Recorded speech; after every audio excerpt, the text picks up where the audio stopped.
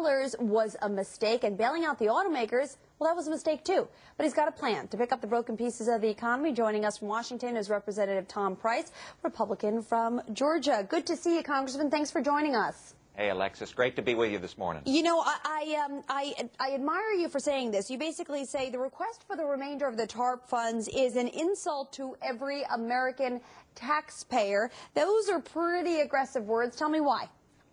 Well, I believe it's selfish of this government to take from our children and our grandchildren for something that isn't going to work.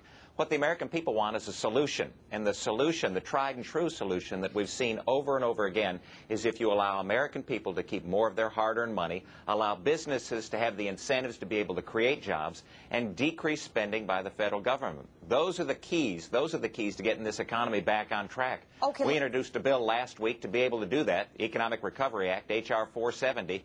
We look forward to having the Speaker of the House and hopefully the President to be able to embrace those kinds of things that will actually solve the problem. It's very interesting because I'm looking at this Republican study committee that you chaired here, and you looked over it's called the Economic Recovery and Middle Class Tax Relief Act of 2009. There are multiple points of what it is that you guys would like to accomplish. Walk me through just 3 of the most crucial points here. Well, the core is that we need to give families relief. We need to give middle-class families relief and all Americans who pay taxes relief. So we would decrease the marginal rates by 5% for everybody who pays taxes. In the business area, where the real job creator, not government isn't the job creator, private business is, and so we would significantly decrease corporate taxes so that we can be competitive with the rest of the world from a business environment to create jobs and grow this economy.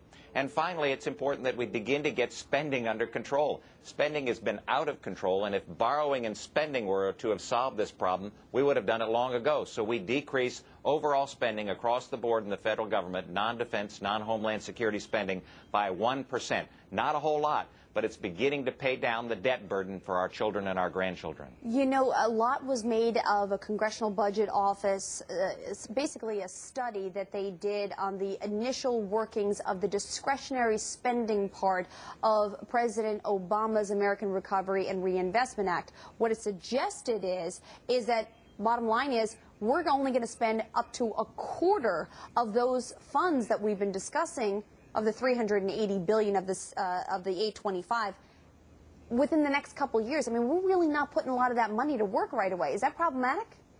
That is, Alexis, and it's important that we talk about that. The Congressional Budget Office, again, a nonpartisan group, looked at the program that the President has put on the table and that the Speaker supports and that many Democrats in Congress support. And what they've said is that this money won't get into the economy for literally years. And that's been true in past times when we've tried to inject this kind of program into the economy. What we need to do, again, is to allow the American people to keep more of their hard-earned money, to allow businesses to have the incentives to create jobs, and begin decreasing the spending here in Washington so that our children and grandchildren can succeed in the future. All right, so Congressman, what do you do to shore up the financial institutions that appear as though they are on the brink of something very, very dangerous?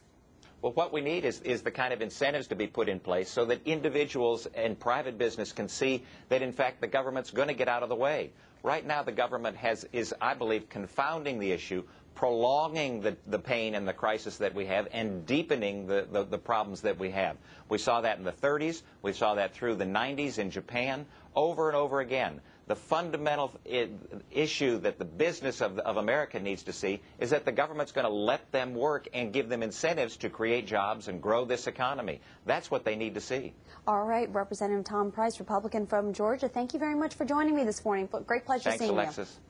All right, guys, we'll be right back with the opening bell in just a moment.